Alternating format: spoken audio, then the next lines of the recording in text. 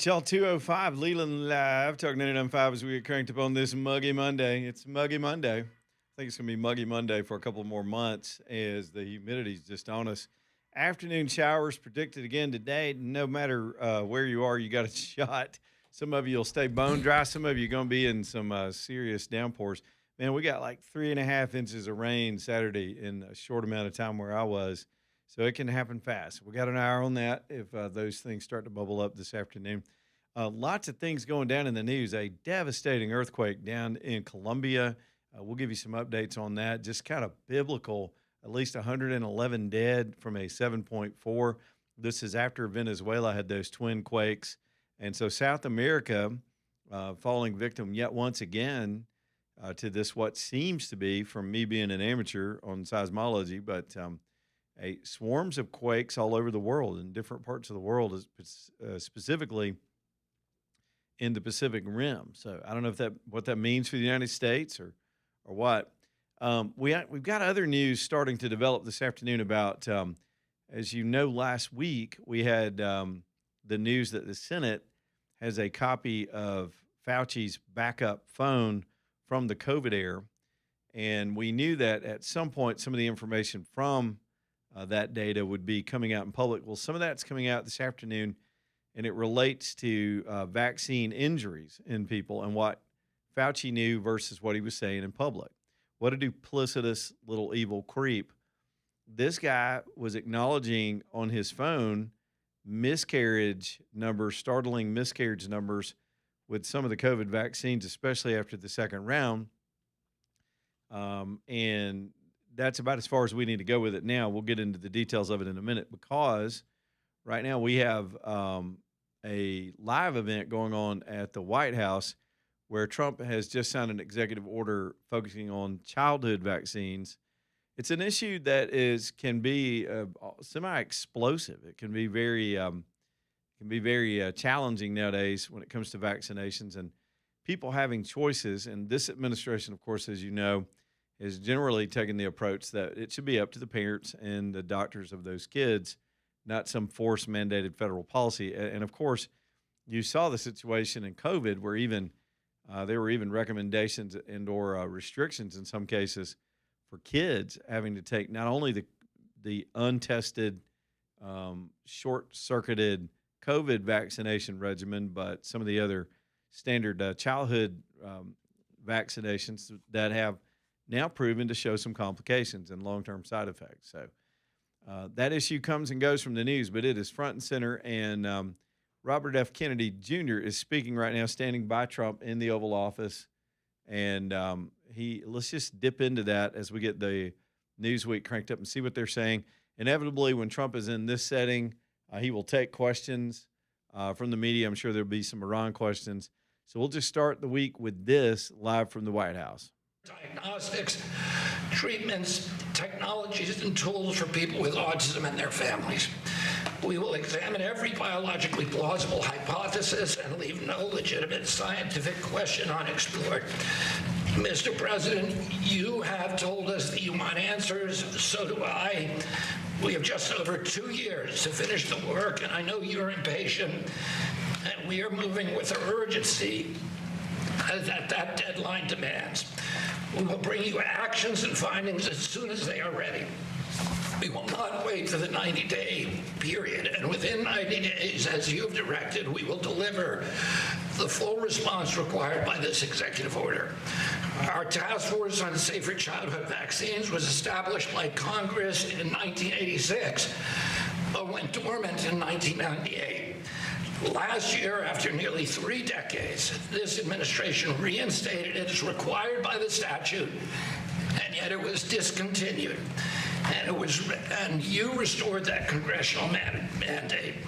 The task force is already working to expand vaccine options, examine the timing and sequencing of childhood vaccines, strengthen safety monitoring, advance research into alternative adjuvants, and continuously evaluate risks and benefits using American and international evidence. Taken together, this is what gold standard science means. No predetermined answers, no institutional taboos, no sacred cows, no hiding uncertainty, Test the hypothesis, examine the data, replicate the results, tell the public what we find, be honest.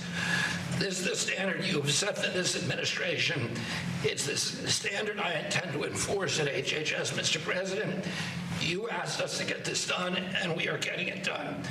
And we will keep working with urgency until American parents can have confidence on the medical advice that their government gives them is worthy of their trust. Thank you very much, Mr. President. Thank you very much. Thank you, Bobby. And Jay, please.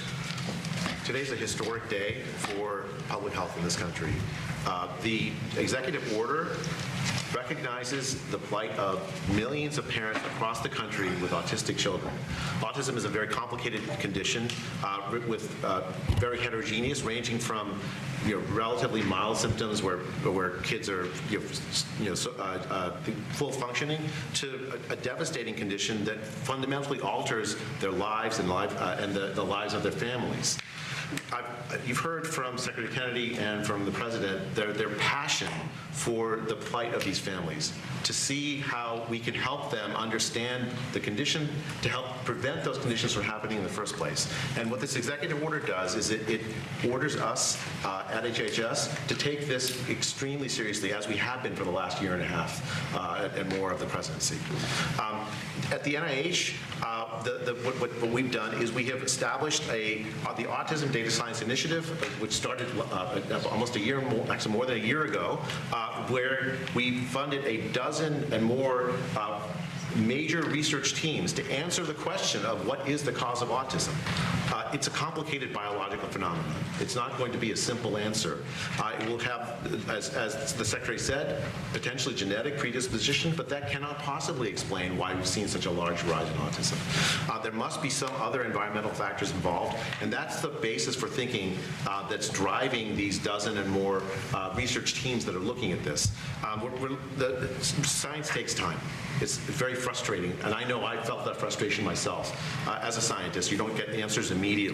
But the teams have been working assiduously for a year, and the main thing I want to emphasize that we've already accomplished in that year is we've changed how people and the scientific community thinks about autism.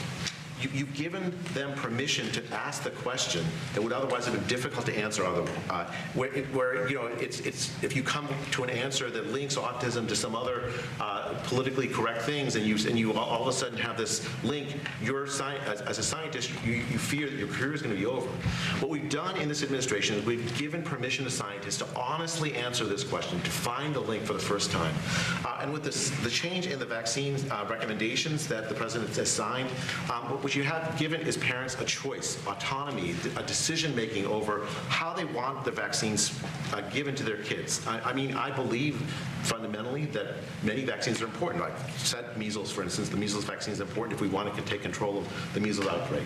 But at the same time, we shouldn't be keeping kids out of school because they have made different decisions than other parents. Our European colleagues don't do that. A lot of the collapse in trust in public health has come because of these mandates that we've seen imposed during the Biden administration on the COVID vaccine and so many other things. What this does is it restores the autonomy of families and parents to make good decisions for their kids. It allows and continues to emphasize the importance of science in recommendations about vaccines, and fundamentally restores a sort of healthy relationship between public health and parents, more in line with what happens in European countries than in the United States, where the childhood outcomes are often much better than we see here. It's a big first step that that builds on what we've been working on the last year and a half toward a more sane public health system that sees healthy kids grow up without pressure, without undue influence, to make good decisions for their families and for their kids. Thank you, Jay. Steve, please. Thank you, Mr. President. Because of your courage and leadership, Mr. President, millions of parents all over America today are breathing an enormous sigh of relief. I say this as the parent of young children myself.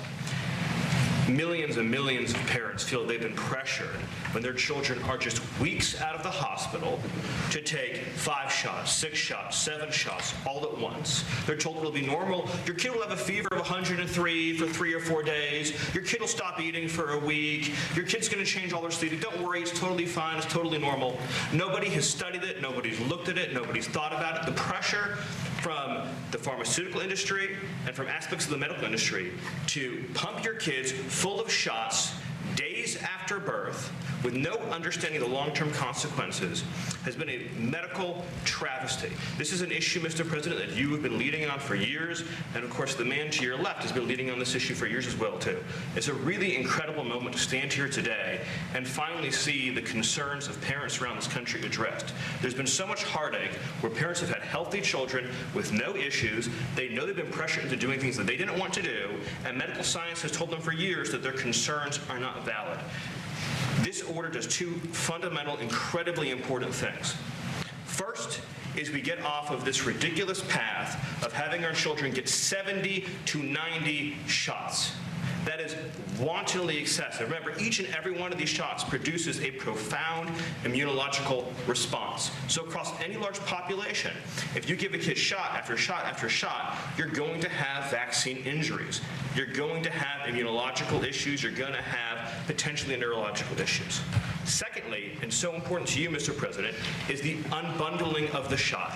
Why do you need to have these shots bundled into these packages? Why can't you split it into 5 visits and give this young body, if a parent wants to do a vaccine, 1 shot at a time? Why is it that in Japan, you can get a separate measles shot, a separate mumps shot, a separate rubella shot, but in America, it has to all be packaged together? This is a courageous action, Mr. President. This is an action that ensures the dignity of patients, the dignity of parents. It restores choice. It says we're going to let the parent and the doctor make a sound medical decision. And again, I'll just say one more time, the fact that you have had the courage to push this forward, knowing the unfair criticisms from some in the establishment, and to give the chance for Bobby, who spent decades representing parents, to stand here today. It's such a profound moment, it's such a beautiful moment, and it's going to lead to such incredible advances in our understanding of children's health and making sure that, yes, we can be a country that has safety and security for our families and our children, while at the same time protecting patient choice. You can have both these things. This order accomplishes it. I'm so proud to be standing here today, Mr. President. Thank you very much, Steve. Thank you. Heidi? Yes, thank you, Mr. President. It's an honor to be here today. It is a historic day and a historic action. Many people have asked the difference between this executive order and what you signed in December. Okay, President this Trump is ran all and what important you signed stuff, later and on it in steered May. us directly. I mean, the timing of the president's announcement on childhood vaccinations, and then this breaking story, which just happens to be coming today over some of the public health officials lying about the impacts of the COVID vaccinations on pregnant women. There is about to be mass chaos in this country on this subject in terms of women that had a miscarriage in those days associated with all this. We've got so much to dig into, and we'll be guessing it a lot when it comes to these 2 stories, but a lot of other stuff today too. And I had to just bring it back here for a minute because I love hearing from all these public officials. Honestly, Stephen Miller needs to dial down the caffeine just a little bit. He's always yelling. You ever notice that? Right, and he has a little twitch when he talks. He's a too. smart guy, but he's always yelling. He always goes to 11 every time he gets on camera, but whatever. We'll go back. We're going to go ahead and try to keep the show on time, go to the break, and we'll come back. And if Trump's taking some Q&A on the other subjects, then I'm just going to plan the show out for you. Then we'll dig into this vaccination story, which is really emerging and breaking this hour. And then we've got several congressional candidates coming in. Tomorrow's a special election, and most people have no idea. And I had to remind myself. And so just to give equal time to as many as we can, the 2 districts that are affected by our coverage area are 6 and 7. So one of the District 7 candidates is coming in. And then Gary Palmer, as you know, we're redoing the primaries. So, and then Gary Palmer's coming in from the 6. He's your incumbent, and he's being challenged again by Case Dixon, who's also a nice young man. He's going to come in today too. AJ, I got to go back and look and see who's coming when. But we got a 4-hour show, so people will be coming and going from the studio here. But it gives you a chance to hear from them one more time for those of you who plan to go out and vote. It's a busy Monday. You can tell August is starting to crank up.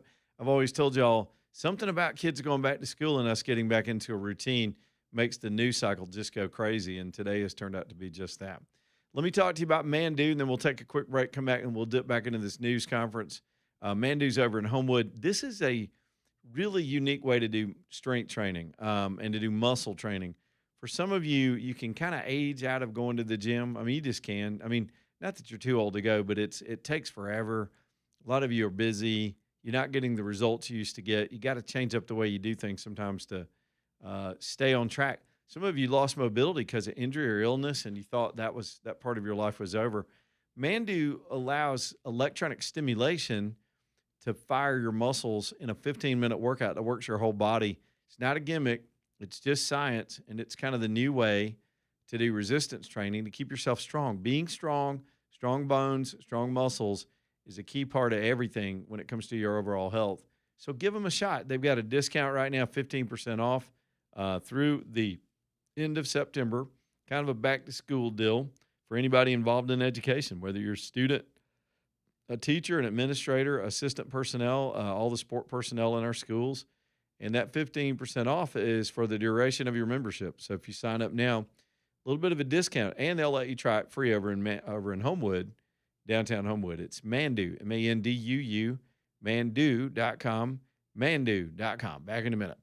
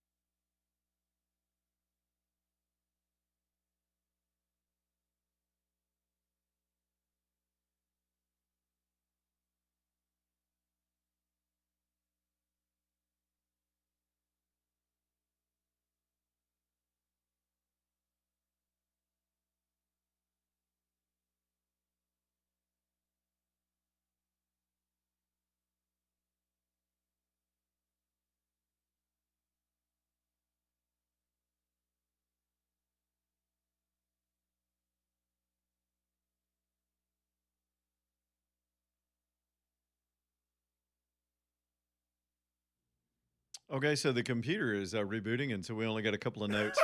We'll call this segment Name That Tune. Remember how they'd play a few notes and you had to just kind of guess what the song was? Oh, God. Name that tune. Okay, Trump's taking questions. He literally just started taking questions as we got back. We'll just go back to the White House for a minute and see how this goes. Y'all hang on. You'll find out. Are you still, our massive escalation, is that still on the table? Well, we have that, certainly that ability if we want to do that. Yeah, you'll find out. You said you're low-keying it with them, I that you're think so. semi-negotiating. What exactly does that mean? Well, they asked for reparations, you might say, or they asked for money for the damage that we've done. I said, that's a good idea. Well, we're going to ask for money for the damage they've done over a 50-year period.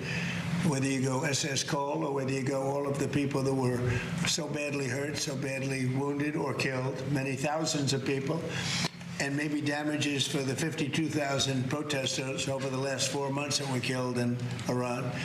We think their family should get damages for killing their person or their child or mother, father that were protesting. It's at least, it was 52,000 a month and a half ago. So now what is it? So if there's damages to be paid, I think Iran should pay those damages. Mr. President, are you frustrated with Senate Republicans and Leader Thune for going home for recess without passing the Safe America Act? Well, I think they should pass voter ID. I think they should pass proof of citizenship, basically Save America, Save America Act. I think that should be something that we should absolutely get. Mr. President, you're a proud father. Would you have vaccinated your children differently based on the recommendations? Well, I did. I took my children for 5 different vaccinations. In other words, I broke it up. The one visit where they just pump, what seemingly looks like gallons, where they pump so much in. I took all of my children from day one. I believed in this a long time ago. I took them with my wife. I took them through 5 different visits to the doctor. Essentially, they get 20% each, and I had no problem. So it's inconvenient. It's 5 stops. But it's something that I think will have a huge impact on autism. Yeah. Mr. President, the anti-weaponization fund, do you think it's still alive at this point? And are there any options that you're looking at to perhaps... Well, that'll be up to Todd Blanche. He was our new, and who will be, I think, a great Attorney General. Yeah, please. Thank you, Mr. President. Why does the establishment media so often seem to be against even asking questions about vaccines? It's amazing. When you come up with a recommendation for a vaccine, it could be the medical groups, the pharmaceutical groups, I don't know, But it is amazing. There's nothing that we lose with this. If the worst thing that would happen would be nothing happens. We're not going to lose anything. At the same time, we could gain tremendous, we could save hundreds of thousands of lives, millions of lives. And I wish we could have done it a long time ago. We got stopped by court. We had a court, I guess, in Massachusetts that stopped us very early on. I believed in this for a long time, so now we're getting it done. And I think you're going to see potentially tremendous results. Yeah, Dan? Mr. President, a topic on manufacturing, if I may. The Bureau of Labor Statistics put out some information last week saying that U.S. manufacturing output 4.6% increased in the first quarter of 2026. The Supply Management Institute, PMI, shows that manufacturing has expanded for 7 consecutive months. You've talked about the American manufacturing renaissance for about 10 years at this point. Given all the statistics and the investment that have come in, do you feel vindicated at this point? So we're doing record increases in the United States in manufacturing. A lot of that has to do with the tariffs because companies are coming in, they're not able to sell their product unless they come in because they have no tariff if they build their product, whether it's a car or something else. If they make it in the United States, there is no tariff. So they're coming in. We have a record number of factories under construction, factories, plants, things as such. Toyota just announced that they're building the largest car plant. They make cars plant in the world, anywhere in the world. They're leaving Mexico and they're coming to the United States.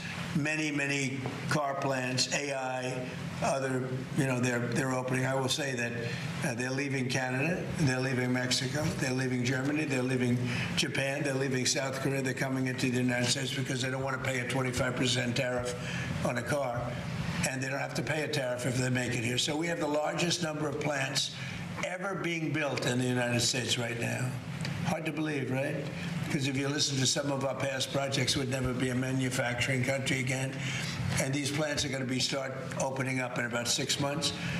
And I can only say that the next president will get a lot of credit for what I've done. Please remember, it was me, not them. Mr. President, I think I heard you say that the MMR vaccine for measles, mumps, and rubella is quite lethal. Is there any evidence of that? What I've heard is that there are some people that say it is that way. And I say, well, let's say there's a 5% chance of it. Let's split it up. Because they do say that given individual, MMR, that given individual, there is no impact. In fact, they've said how safe it seems to be.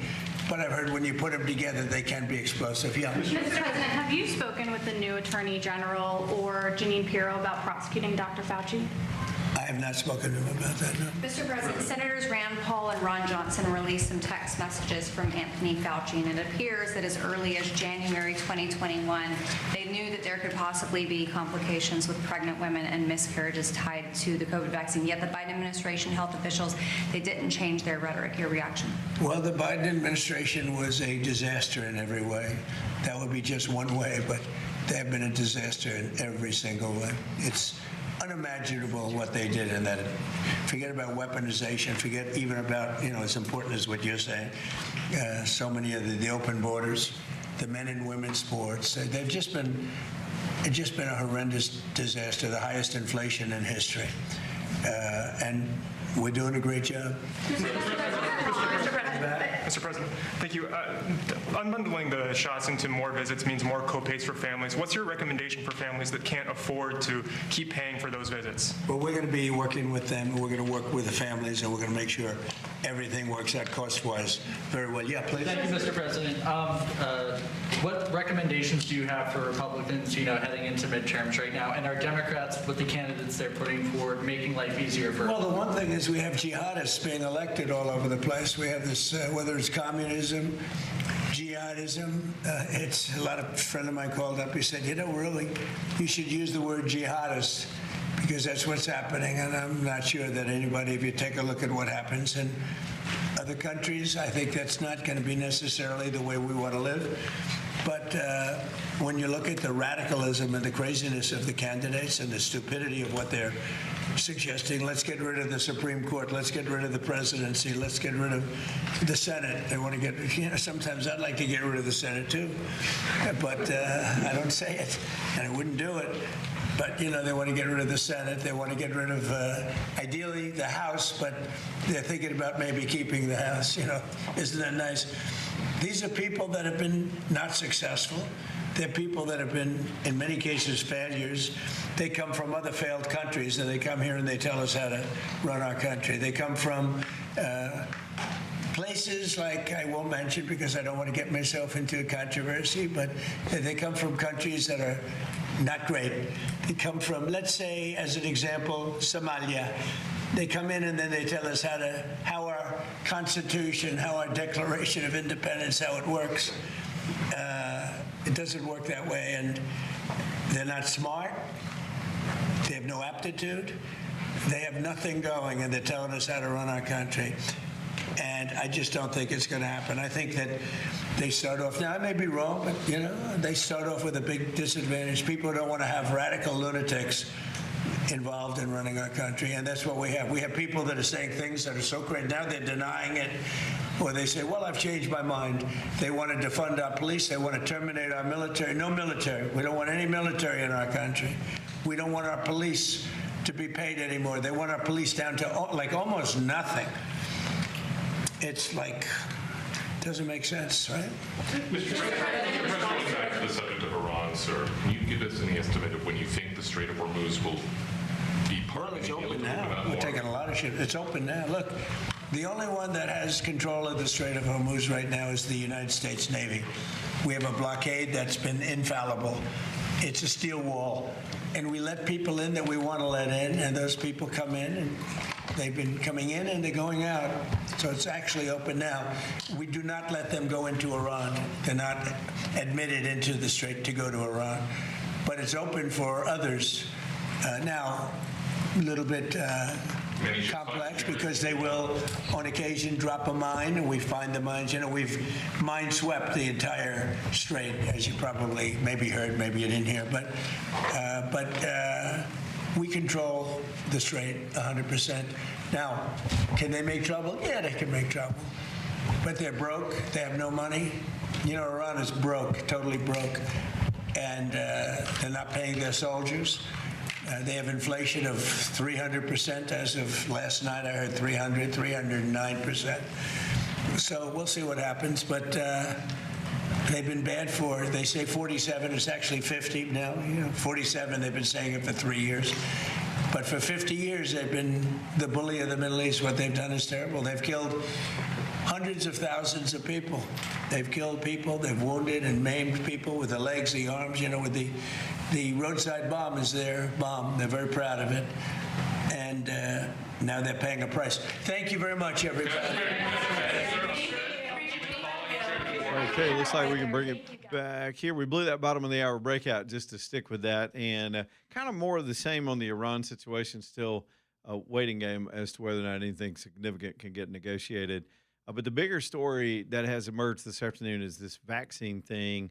And as I sat here while Trump was doing his thing, trying to get caught up on all the reaction to what's been revealed, this is, in any other time, this would be one of the more significant stories in our country's history, that the major public health officials in this country knowingly allowed a vaccine not only be approved, remember what we're dealing with here, but mandated in a lot of parts of the country, knowing that there was an extremely high risk of miscarriages, especially, as Fauci wrote, in the second dose, to get you caught back up. Is Trump still going, AJ? It looks like he popped back up. Is he answering some more questions?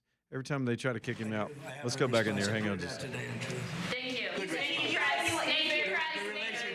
I just saw him pop back up. There's no telling. Sometimes he'll hang around. He can't resist continuing to go on and on with some of the questioning. And by the way, we're not going to see this again. We're in the Trump era. We'll go back to, even if Republicans maintain the White House, we'll go back to random news conferences in random places. We won't daily be hanging out in the Oval Office with the president, getting the president's thoughts. So back to the breaking news on Fauci, which is incredibly compelling. So again, the Senate, through subpoena, had managed to get a copy of it was basically a copy of the whole phone, but get a copy of the backup to Fauci's phone. He had an Apple phone that he was using during the COVID era, and I call it the COVID era, but that general time frame when the country hit the alarm bell over COVID. And so they got the backup, which is basically everything that was on his phone as of that backup. And they've now begun releasing some of the details that are included. And the first thing that emerged today, and this probably won't be the only thing, we speculated on this.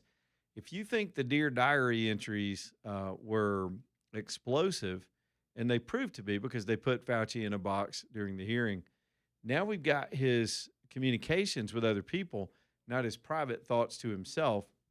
And in these communications, Fauci is raising alarm bells behind the scene about the effects of the vaccines on pregnant women causing miscarriages. Now, we know the aftermath is they recommended them anyway, not only recommended them, but then public officials took those recommendations and turned them into mandates. So did employers all over the country.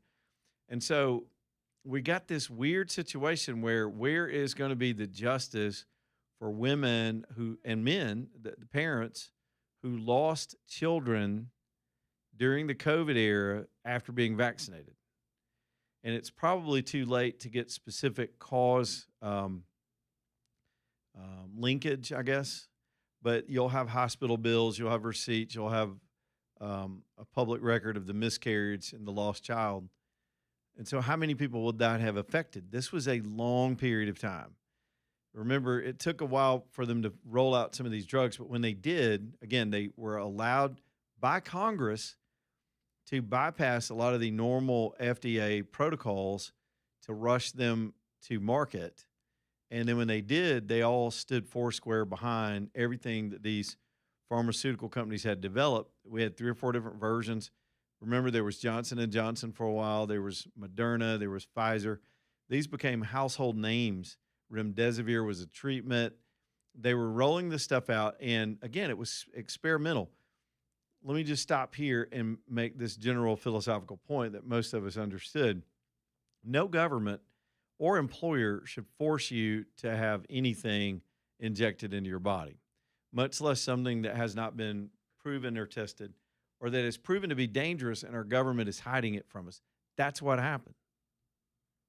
They hid the information, stuck to the script. Social media enforced it. Some of you lost jobs over the refusal to take it. And now it turns out these things did have some complications. Now, we've got other things that are constantly in the news about young men, particularly having heart issues. This is the miscarriage issue. We've got other early death statistics that don't match reality after the vaccines were rolled out, and it goes on and on. Statistically, historically, anecdotally, that was a dangerous time for people. And it may turn out, and I don't think this is an exaggeration at all, that the treatment and the recommendations from the government, which, by the way, I would remind you, Fauci caused this outbreak by funding it. Don't ever forget that. This lying little weasel sack of, and I can't say that other word, gave money to develop this disease that got out into the world, then lied to the public and put us in danger with his recommendations over how to deal with this monster that he created. By the way, not with his money. He wasn't an investor. They took money out of your pocket. Fauci got millions of it, hundreds of millions of it to hand out, used it like some kind of science god, and doled it out to people he favored, and some of that was this Chinese facility. That's fact. Those are facts. And then we come full circle to the COVID shutdowns happen, and in retrospect, it looks like some of the worst things that happened were the ventilators. We talked about that about the first 3 months. It was considered to be the right approach, and doctors were going with what they knew. Again, I blame Fauci for that because he didn't give them the proper information at the hospitals with the doctors. They were going through these crash protocols and intubating people, putting them on ventilators. People died because of that. People died because of a lot of other circumstances. And then it turns out the very thing that was supposed to be the solution not only did not prevent us from transmitting it, and it did not prevent you from getting it, it actually did damage. And so now we're getting acknowledgement with this phone information that Fauci knew this and gave the public the bad advice, which led to deaths and miscarriages. We don't know how many. This is going to be a bombshell in medical ethics in the whole scientific and medical community. It's going to be a legal quagmire. Let's talk about that for a minute. By the way, I remind you, the Democrats and Joe Biden gave this man a pardon for what he did, and this is what he did. We're finding out what he did, and this is what he did. He recommended a vaccination that was going to cause babies to die, heartbreaking families, the loss of hopes and dreams. Some of you have struggled to get pregnant. You've gone through so much, and there's so much discussion about that. One of the bigger issues in the last two elections were the IVF things. And here are people who pregnant mothers told to get this damn thing and did and lost babies. And it's a high number. At one point, Fauci thought it could be as high as 12%. If it was 2%, that's too high. And I don't even know what the standards were for recommendation, but 12% is alarming. And we've got other statistics out there that show it could be as high as in 60 or 70% of these miscarriages were traced to the disease. All that's out there today as well. We're in a bad place when we can't trust what should be solidly nonpartisan health bureaucrats in our public institutions. Not only that, but the private companies that colluded with them, the medical and scientific community that remained silent and just went along with it. I think some of those were innocently too trusting. I do. I think others were just dug in because of ego and arrogance and elitism and made these recommendations, and it's been harmful. At least it's coming out. You can't bring the kids back. You can't heal these families. Now, the next question would be, who gets to sue who? I mean, you got billboard lawyers all over this country. You slip and fall because of your own damn fault, they're willing to sue somebody over it. If there's a pot of money at the end of the rainbow, it's a whole industry. But Congress inoculated a lot of the players, gave them a pass to give you bad advice. Who is liable for this? Fauci gets a criminal pardon from the Biden team. It wasn't from Biden because he didn't know what the hell was going on, which is probably illegitimate, and that needs to be tested too. But there would be no criminal ramifications. Now, this could open the door to some of the state charges. So Fauci is still vulnerable for anything that happened after the pardon period. He's still vulnerable to state criminal law. He's still vulnerable to lawsuits, but it's very difficult because he was in a federal capacity. But it doesn't mean it shouldn't be pursued. This man should be hounded to the gates of hell that he's going to bust wide open unless he has a little come to Jesus moment before he dies. We know where he's heading. This is pure evil. For ego and money and control and power, this is why he did it. Some of the oldest deadly sins in all of humanity were personified in this one guy who did this to people out there, to young couples. My kids are in that childbearing range, and my first grandchild was born during this outbreak. Now, thank goodness his mother swore off the vaccinations, and she was not employed by anybody that forced her to do it. But think about the employers that force this on their employees with the threat of them losing their livelihoods. Think about other public health officials who probably have some deniability. Well, it's what the Fed said do, so we did it. And that they'll pull that out in a minute. They'll be doing it all afternoon. They'll be doing it all week.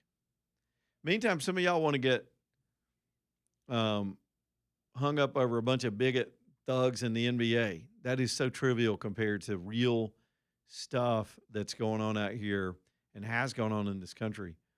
If we don't reestablish the trust in our medical system, in our healthcare system, in our researchers, in the government's role in all that, we've got to rebuild that somehow. We've got to rebuild that somehow. And then you pile on this vaccination thing, which might have been a slow-rolling version of all this for years in people, especially with the autism rates. I had a heartbreaking moment yesterday.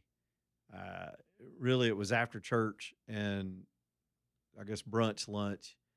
I'm hesitant to even talk about it, but it involved an autistic person who was being publicly abused at a restaurant. And I may go into it, but it comes full circle because now we understand that the root cause of that may be these scheming public officials that not only, I think, with well-intentioned rolled out vaccines back in the 60s that we're still using, but covered up the consequences when that cocktail of vaccines over time started showing complications, continue to be in a state of denial, and they'll still do it. They've even got a name for people that want to be skeptical over the damage, and they'll call you a vaccine denier. It's always easy to vilify and isolate an opponent with a label instead of just debating the issue. Anytime somebody does that, by the way, if they're not down to go back and forth over the merits of an issue, they're not worth your time. They're actually kind of stupidly dangerous. And we find ourselves in a moment right now where we're either going to fix this stuff or we're done as a country. If we can't, I gave a speech a while back to a men's group. I've referenced it a bunch of times. I just had this epiphany right before I walked up there to talk to them. They probably thought I was nuts. But the theme of the speech was the loss of institutions that any healthy democracy needs. And one of those was science. They bastardized and perverted it over the climate change nonsense. Now they've dropped that because they're onto something else. Not completely dropped it, but only a fool would still consider to follow that. They did it to us with COVID, with science. Some of the other institutions I brought up in the speech was journalism. That was an institution that free people relied on, professional journalists being skeptical, asking these questions for us instead of playing the role of sock puppet for the freaking government, which is what they did during COVID. And CNN got called out on it last week. It's the law itself and how perverted that's become. We've got people in robes sitting on benches taking their personal opinion and interjecting it into judicial rulings rather than the law itself. We got that all the way to the Supreme Court. We got Supreme Court members doing that right now. And it's our universities in general. There's several things that, and our elections. That's one of the 5 that I had that day. And we've come, as a public, we've lost trust. So this year alone, we're trying to get just the basic voter identification passed so that Americans can decide who their own leaders are. Can't get that done. Even with the Republicans in charge, what good are they? And now at least this administration is confronting the scientific community. And in the end, and I'll quit ranting, we'll go to the phone calls. We've got so much to do today, guests coming in. In the end, if we can't fix this and restore these things, you can't have a free society anymore. You're going to have a controlled society, which is what these socialists want. It's what the left-wingers want. We're supposed to be a free people making our own decisions, living our lives independently of each other with very limited government so we can just produce and be responsible. And that is slowly eroding to the point where we're just in a dangerous place with all this. I don't know. Thoughts are all over the place. I will take a quick break. We'll come back. Got to get caught up here. 545-9950 is the phone number if you want to get in on it. Michelson Laser Vision, longtime sponsor of the show. I was scrolling through some old photos, and I couldn't remember what year I got LASIK. It was 2019. I always say it's been about 7 years, but yeah, going on 7 full years of being 2015. I just remember I had a photo of me and Dr. Mark when I went for one of my exams, and then I took another one of me throwing out my glasses and contacts. I had them in my hand, and I just took a picture of that. I don't think I posted or anything. I just did it because it was so, I guess, moving for me to have that out of my life after 30 years of it. It'll be the same way for you. Maybe you're distrustful or squeamish, because I was. But educate yourself. Make an informed decision. Like all this stuff we just talked about, this is your health. And let them show you the risks and benefits. And maybe this is something that could benefit you too. It's called LASIK. It's even improved so much over the last 7 years. They can do things that are so much further advanced than what they had 7 years ago down at Michelson Laser Vision. UAB Highlands, the cutting edge practice that was there first with the first laser with Dr. Mark, and it now continues to family tradition with Dr. Jennifer with the latest technology. It's MichelsonLaserVision.com. MichelsonLaserVision.com.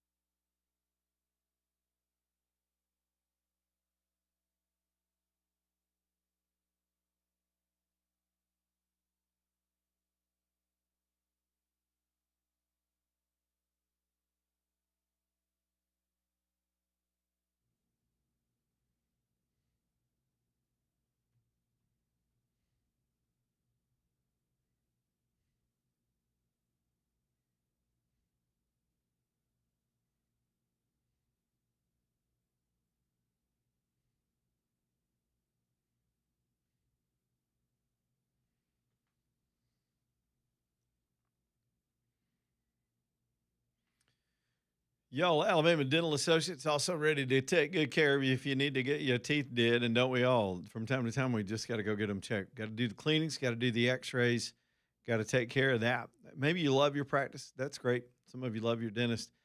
This dentist, I used to love my old dentist too. Good dude, but he just went out of business one day. And then I got something in the mail from some new lady that was supposed to be my new dentist. I was like, well, I don't know. Then I met Dr. Brian through mutual friends. I was like, turns out I need a dentist. And he wanted to come on the radio, so it all worked out. He's my dentist. He's AJ's dentist. He's my whole family's dentist. And there are 3 other dentists in the practice. Just great guys with the 4-dentist super practice. They can stay open late like they do at Alabama Dental till 7. They can be there on Saturdays for you when you're in a crunch, trying to knock it all out. You could go run, get your teeth done, and then be back home for football. Yeah, man, they're open on Saturdays. That's amazing. And 4 different specialties. And, of course, that means they can bring anything you bring into the door. They can handle it under one roof and the latest technology. It's everything you want. Convenience, expertise, a lot of stuff. And the team, man, those hygienists, they're just the best. They're so kind and make it easy on you. And they don't hurt either. They're gentle. They're gentle. AlabamaDental.com. AlabamaDental.com. All right, Joey's been holding forever. Let's get him in here real quick and see what he's got on his mind. Joey, I appreciate the long hold. We had a lot to do in the first hour. Hello? Yeah, Joey, you there? Hello? Yeah, go, man. Oh, yeah, I was wanting to talk to someone about my mother who passed away back in April 25th of this year. Yep. And we have yet to get a death certificate. And they keep saying that a doctor has not been assigned to the case. And where did she pass? In the hospital?